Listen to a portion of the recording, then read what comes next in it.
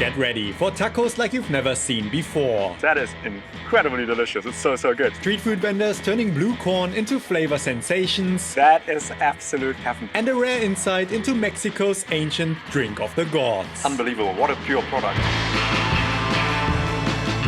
I'm in Mexico City to explore one of the world's most buzzing street food scenes. But I'm here on a mission. Everything I eat has got to be traditionally plant-based. From crispy churros fried to golden perfection. Look at that froth. To tacos loaded with slow-cooked stews. I'm going for a deep dive to find the city's iconic dishes that just happen to be vegan. So let's get started.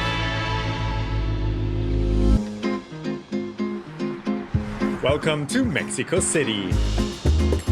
Home to more than 21 million people, it's an enormous blend of history and culture that is tangible at every corner. But to me, the best way to experience the buzz is to throw myself headfirst into the famed street food hub, starting with one of its biggest icons. Welcome guys, I'm ready to kick things off, and my first stop is what many would consider the most popular part of Mexican food culture, tacos. Usually tacos are packed with meat, but there's a different type, a very popular type of taco that often gets overlooked. This is taco de guisado. Ever wondered what Mexican home cooking would taste like on a taco? Look no more. Tacos de Guisado takes the taco game back to its roots, serving a huge range of clay pot cooked stews on warm tortillas. Here at the family-run Tacos a la El Güero, these stew-style tacos have been served since 1968, offering locals a unique experience that many tourists happen to miss. Se optó por tacos de guisado porque en donde quiera venden carnes, ¿no? O sea, aquí es como de casa. Es como la gente trabaja todo el día en oficinas, ¿no? Entonces, para salir a comer, pues algo así como si estuvieras en tu casa. Se les ocurrió ahora sí que a los dueños, pues dicen, en la casa tú haces calabacitas, ¿por qué no venderlas también aquí? Entonces, por eso es el concepto de las calabacitas, las acelgas, los nopales, los chiles rellenos, los quelites, las coliflores, y más que nada ahora sí que las recetas de la abuela, ¿no? And whilst many of these stews also contain meat, I'm diving amongst the row of clay pots to see what some of the traditional plant-based options are all about.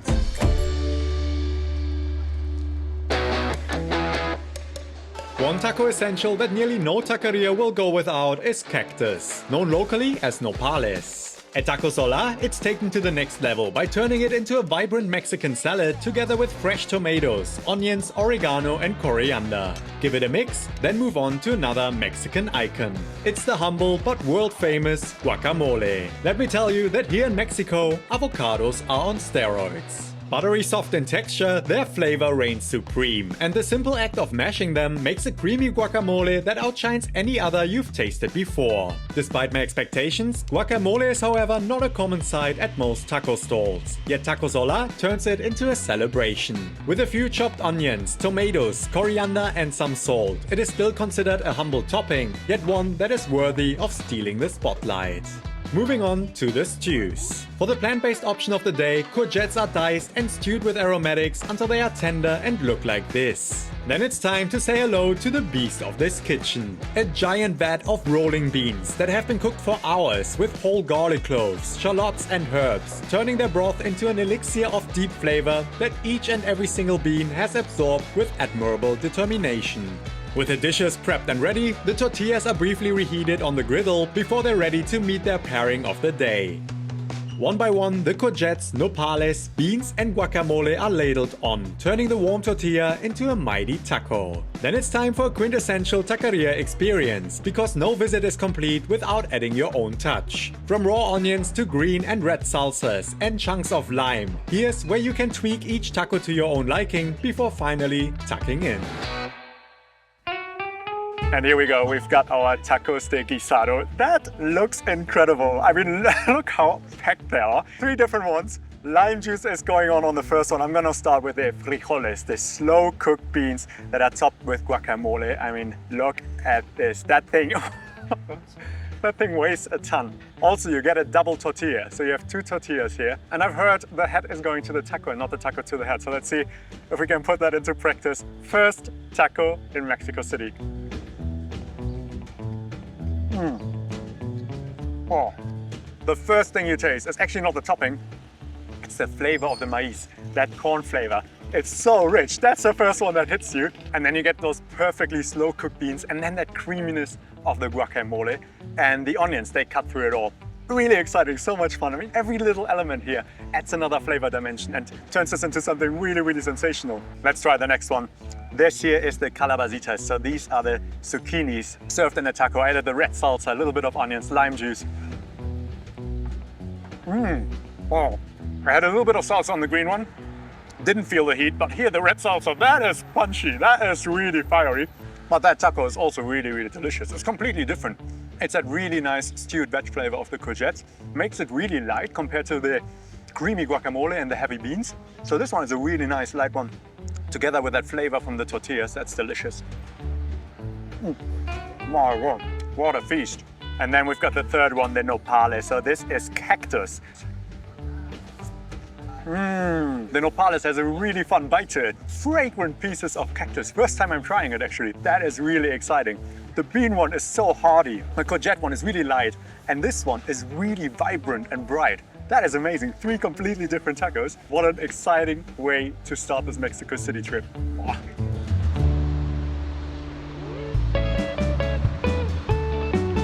We've had our first tacos of the day, but we're not done quite yet with our taco tour, because all over Mexico City, you'll see vendors selling tacos out of baskets. It's yet another very popular type of taco that is usually eaten for lunch or breakfast. This is tacos de canasta.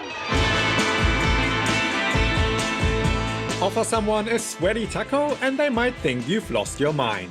Here in Mexico, however, it is known as a local street food staple. And let me tell you, it's outrageously delicious. At dusk of dawn, these tacos are stacked while steaming hot, allowing them to sweat inside the basket to give them their iconic texture. To try them, I visited none other than the local legend El Don, who has been manning the same street food corner for more than 3 decades. Y aquí ya tengo 38 años. Mira, yo me paro a las 4 de la mañana, 4:30 empiezo a guisar y me llevo un promedio como de 2 horas y media. Muchos hay clientes que lo usan para desayunar, otros para comer, pero por lo regular es en la mañana. Sold for just 10 pesos, I was eager to take my first bite of this iconic street food.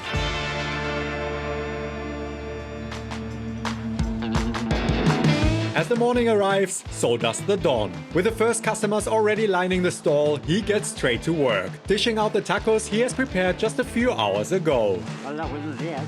Letting them steam inside the basket is not just a way to keep them piping hot. By the time the sun is high, each taco has absorbed layers of flavor, making fillings like mashed potatoes or refried beans incredibly fragrant whilst turning the tortilla delicately soft. Beware that these are stacked in the same basket as the tacos filled with meat, something you need to be comfortable with if on a vegan diet. With 2 of the 4 options being traditionally plant-based, I made my choice and topped it up with the obligatory fiery salsa alongside some spicy pickles. Got our 2 tacos de canasta. This one is the one with refried beans and a little bit of salsa on top. Here we go. Oh, wow. Those beans are packed with flavor. That is incredible. And when you bite into it, you have a soft taco, not a soggy taco. It's really satisfying to bite into. And then a really, really fragrant filling of refried beans. That is incredibly delicious. It's so, so good. It's so easy to eat. It's so light. So you literally, I have 2 of them, but if you want to have breakfast or lunch, you grab a few more. They just go down so well. And then we've got the papas. So this one is the one with potatoes. Again, a little bit of salsa on top. Oh yeah. It's very simple, it's very humble. It's cooked potatoes that are mashed, but in a tortilla, in a taco de canasta version. It's really satisfying to eat, that's so much fun. And then also we've got these pickles here. So we've got carrots and chili peppers. Oh yeah. Oh man, oh wow. They are pickled, they are punchy. And because they're pickled together with the chilies, they are spicy. It's a really nice refresher to bite into one of these carrots or chili peppers. That pickle flavor, that tangy pickle flavor, works so well with these wholesome flavors of the beans and the potatoes. So eating that together is an absolute must. Load up on those, load up on the salsa, have yourself a few tacos de canasta with beans or potatoes, and that is an epic lunch or breakfast.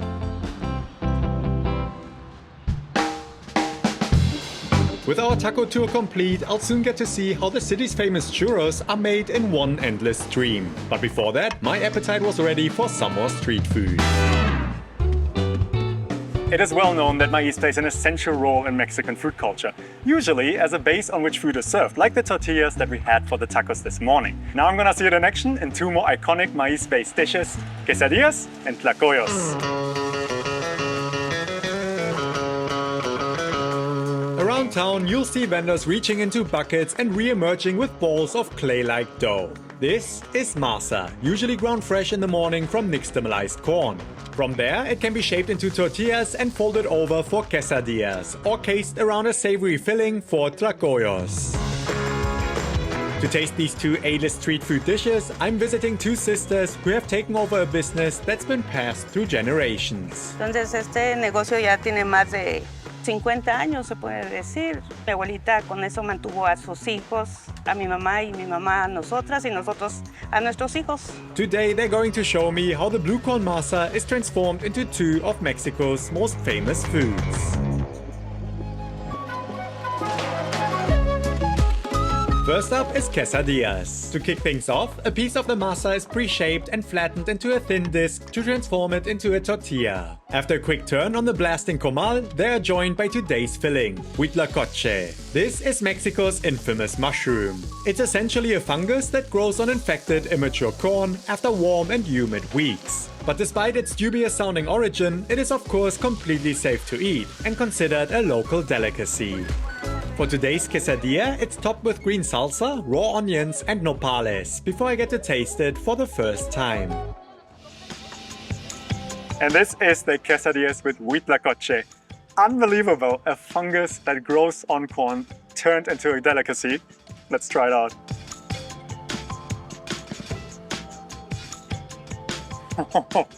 Big points on texture. That blue maize, that is intense. That is really flavorsome to begin with.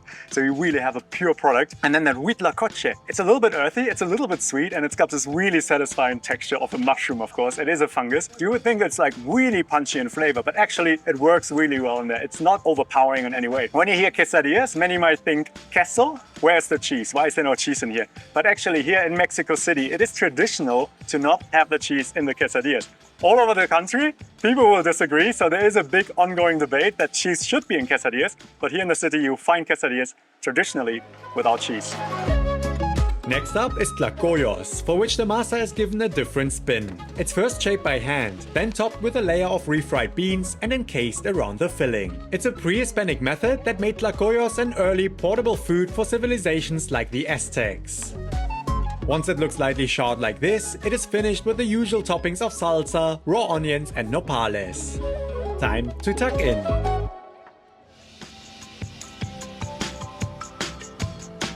Wow, there's obviously so much more masa, so much more of that maize base. Because the tortilla is really thin that they use for the quesadillas, but this is really thick. It's got a lot of substance, so it's almost like bread-like when you bite into it. At first sight, it's so similar to the quesadillas. It's pretty much the same ingredients. Inside, we've got refried beans, so that's different. But on top, again, you've got the onions, you've got the salsa, coriander, and the nopales. But just a change in texture turns it into a different dish. Really wholesome, satisfying texture. Wow. That is rich, it's heavy. And obviously it's not the only filling you can have for the tlacoyos. And then same for the quesadillas. It's not only the huitlacoche that you can have. You can have squash blossoms, you can have mushrooms. So every time you go and grab one of these, you can have a different filling. When you order one of these, they ask you if you want the toppings, they ask you if you want the salsa. Definitely say yes. That salsa is honestly an absolute game changer. The tlacoyos by itself, because of that thick masa layer, because of the refried beans inside, heavy flavors. It's quite, honestly, it weighs quite a lot, but it's also when you bite into it, it's quite filling. But when you bite onto that salsa on top, when that cuts through, that is absolute heaven. It makes a perfect combination. It makes a simple dish go a really long way. So that is an absolute winner with all the different ingredients together. With three traditional street foods out of the way, it's time for another iconic Mexico City experience, visiting a traditional market. I'm about to take a deep dive into one of the most popular ones and see what it's all about. Welcome to Mercado de Jamaica. In the south of the city, Mercado de Jamaica is a feast for the senses. Here, stalls overflowing with fresh produce, mole, chilies, and even street food create a culinary labyrinth that is all too easy to get lost in. But before I explore the depths of this market, I'm trying some of the native and from nearby imported fruits that are popular all across Mexico, and many of which I haven't tasted, let alone heard of until now. There is zapote negro, known as chocolate pudding fruit. That is so creamy. Guanabana, also called soursop. It's sweet and tangy. It's super juicy, man. It's so much fun to eat. You get an instant smile. That is so good. Thumbs up? Yeah, man. Aguacate criollo, a special type of avocado of which you can even eat the peel. It's as if there's a spice hidden inside there. Cherry moya, or custard apple. It's like drinking a juice. What the hell? Crazy. And plátano dominico, which are called finger bananas. Banana in disguise. A little bit of the flavor of a banana. It's got a bit of a limey tanginess to it. With my fruit intake maxed out, it was time to dive deeper into the culinary treasure trove. Dried chilies in all shapes and sizes, cylinders of unrefined cane sugar, a lifetime supply of avocados, baskets of perfectly aligned limes, and mole in all the different colors create a seemingly endless attack on the senses that once again get the appetite going. But fear not, because this market has got you covered for that as well. This snack is popular all across town. Usually Esquites is made from boiled corn, but this stall gives it a bold twist. Here the corn cobs are first grilled for an intense aroma. The kernels are then seasoned and mixed with chilies, ready to be served inside the husks with a squeeze of lime juice and some extra chili powder. So usually this one is served with mayonnaise and cheese on top, but what you can also do is ask for lime, chili powder and salt. Let's try it out. Oh wow. It has this really nice smoky flavor, and that addition of the lime juice is actually epic because it gives this really refreshing tangy flavor to it. But we're not done yet, because as you stand here next to the stall, you can add salsas. So this one is oil-based, a little bit of chili. Try that one first. Oh my god. Well, that one packs quite a punch because you've already got the chili powder on there, then a chili oil. Quite fiery now. But over here is also a mango and habanero salsa. Oh, that mango, that habanero chili is so fruity. I have to say, with that chili powder, it does add up. You get a lot of fire in your mouth now, but it's really, really delicious. Later, I'm leaving the capital to learn how this ancient drink with a surprising texture is made. But before we hit the road, it was time for one of the city's most iconic staples.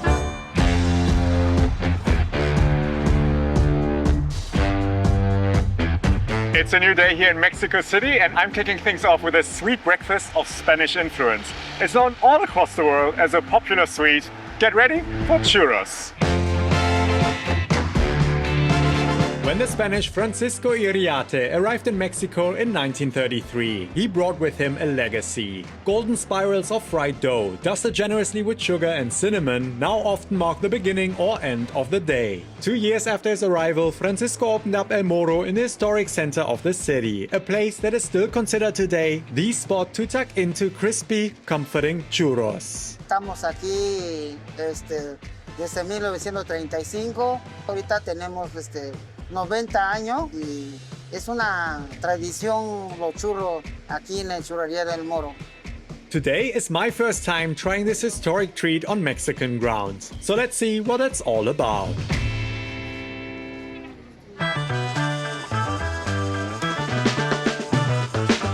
It's a rule as old as time. The more humble the recipe, the more important that each step is nailed to perfection. Here at El Moro, they do exactly that, starting by heating the flour to prevent any lumps and achieve crispier churros in the end. It's then poured into the dough mixer, followed by hot, seasoned water to kick things into gear. Through a choreography of machine, steam, and human touch, the three ingredients transform into a firm dough that is destined for the, no doubt, most impressive part of the process. With a vat of hot oil raring to go, Urbano chomps the thick dough into a seemingly endless spiral, all the while maintaining a steady stream without a single tear. Under the applause of sizzling oil, one spiral after the other fills the enormous vat, where they slowly but surely transform from a light pale into a beautiful golden brown. Lift them out, then it's time to cut them up before they are given their optional coating of plain or cinnamon sugar.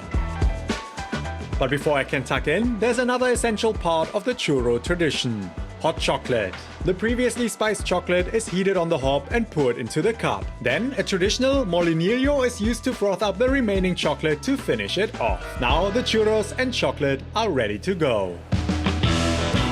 And here we go, we've got the churros. Look at them, golden brown. Let's tuck in. Oh man. First churro in Mexico City. Crispy on the outside, soft in the center. The batter is actually not sweetened. Really surprising, the batter is just flour, water, and a little bit of salt in the water. So when you bite into that, you don't get instant sweetness. It's just when the sugar kicks in. That's when you create a heavenly sweet. And of course, it comes with a good mug of chocolate. So this is really exciting because to me, I always thought this is off limits. Because usually the chocolate is really thick because there's dairy in it, there's milk in it. But actually, in Mexico, you'll find traditional hot chocolate that is made with water. So it's spiced chocolate, mix it together and to froth it up, and you have this really nice froth on there. So I'm gonna dip the churro into that one. We've got the plain sugar churro here, and then dipping that into, look at that froth, dipping that into this frothy hot chocolate. And that is not only sweetened, but that is also spiced. So there's cinnamon in here. So the plain sugar with the cinnamon and chocolate, perfect combo. And it's of course not that creamy because it's made with water, but it's actually really nice that way because you preserve that crunch of that churro and it really well soaks up that chocolate flavor because it's so light and it's not overwhelming. It's a really light, crispy snack. That's just amazing. So this one is the one with the cinnamon sugar. Oh yeah. Very mild in the beginning.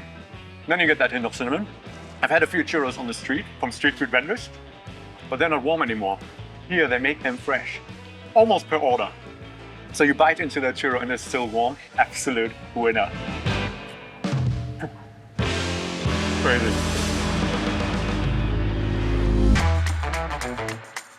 As you can see, I've now left the buzz of the city. I've had plenty of food so far, but now it's time for something different. It's a drink that you can find all over Mexico City, but to see how it's actually made, we're starting here in the countryside, surrounded by agave plants. Get ready for one of Mexico's most ancient drinks, the drink of the gods, pulque.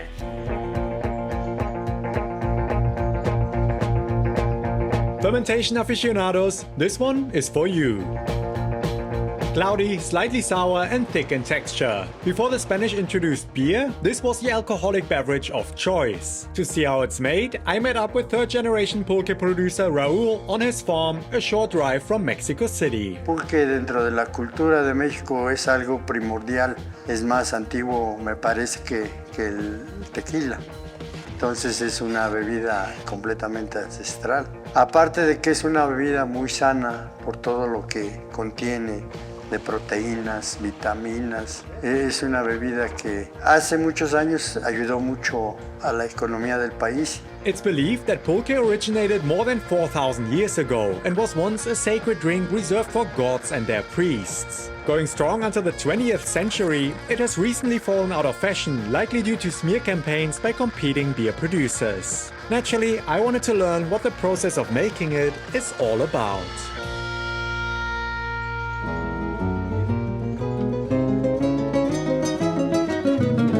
To see it in action, we took a trip deep into the agave fields. These plants average 10 to 11 years to reach the mature age needed for the right sugar content, an essential component for the fermentation process. In order to access the plant's valuable sap, the central flowering stalk is removed around 8 months before harvest, a crucial step for good quality pulque. Es para que madure y dé de más calidad.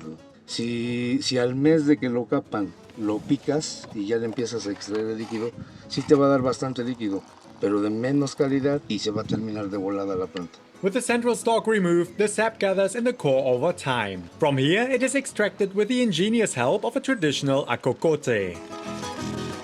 By sucking out the air, Jose creates a vacuum that pulls the precious liquid into the hollow tube. This pure liquid is also known as aguamiel or honey water, and with a name so promising sweet, I was eager to give it a go. You're kidding me. Cheers to that.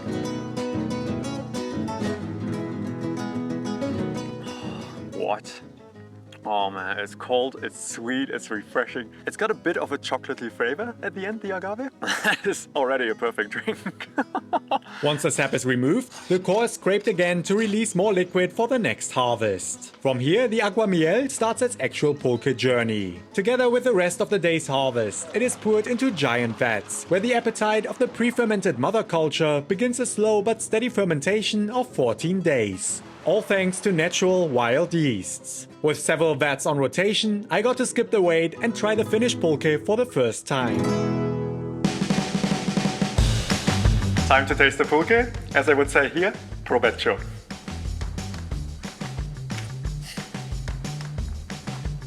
Oh, okay.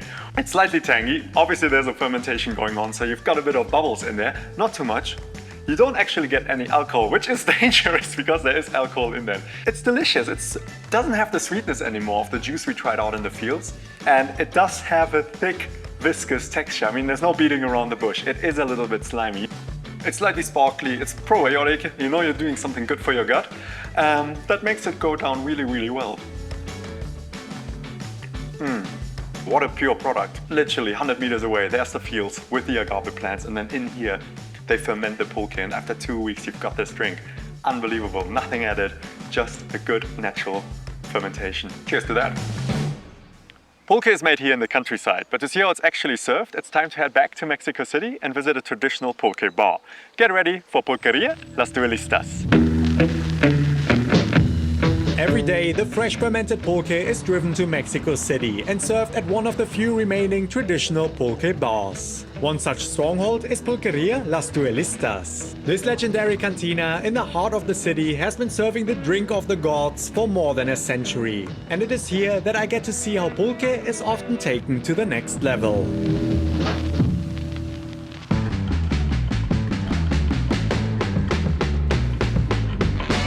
If you think pulque is just served plain, most pulquerias will prove you wrong.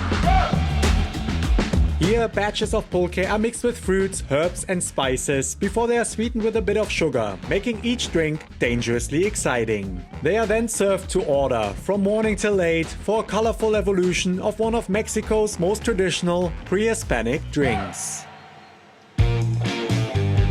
And this is how pulque is served in Mexico City. Unbelievable. So we've got the natural one, we've got the guava one, and then we've got celery.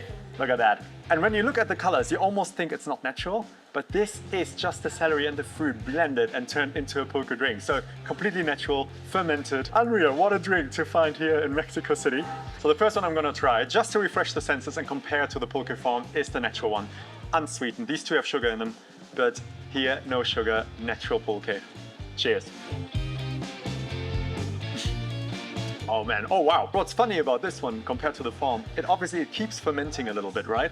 At the farm it's freshly made, then it travels over to Mexico City, a short call right away, but it keeps fermenting over the course of the day. So as the day goes on, this one gets stronger and stronger, so you get a little bit more of that sort of fermented flavor going on, but it's just unbelievable. It's a probiotic drink, slightly alcoholic, that you can just go into a bar for, into a pulqueria, and have to have a little bit of traditional Mexico City food culture. Okay, but I'm really excited to now try the two different flavors. So we've got the guava and the celery. In the celery, a little bit of lime juice and pineapple, and then sweetened with sugar. On top, a little bit of chili salt. Oh man, that celery. It just gives a completely different direction. There's sugar in there, it's not sweet. You get a little bit of that lime juice that's nice and tangy. So this actually, that little addition turns it into a really, really fun drink. That chili on top as well gives you a really nice sort of kick as you drink this. That is amazing. Really refreshing, this one. So really, really good. Assume this one, the guava, is quite sweet in comparison. Oh wow. I mean, when you come to Mexico City as a foreigner, you're not used to the flavors of these fruits. That is the pure guava flavor. I don't have that at home. And here you just have it in a drink. This one is insane. This one is sensational. Again, although there's sugar in there, it's not overly sweet. It's actually just really nice and fruity. You'd almost expect it's just the sweetness of the fruit. That thick texture of the pulque almost turns it into sort of a yogurty drink you'd expect, you know, something that does have a little bit of dairy in it, but obviously that's not the case. It's just thickened naturally, and that makes it really satisfying to drink together with that sweet guava flavor. Bring it on. Cheers to that. I'm not quite sure which one is my favorite. I think the pure one is one you have to try. You just have to start with this one to get an understanding of what pulque is all about, and then you can go all out with the flavors because they obviously have way more than these. But this is a really good setup because you get a nice sweet one and then you get a nice little herbal celery concoction as well. This is a good trio to check out when you're in Mexico City. Unreal.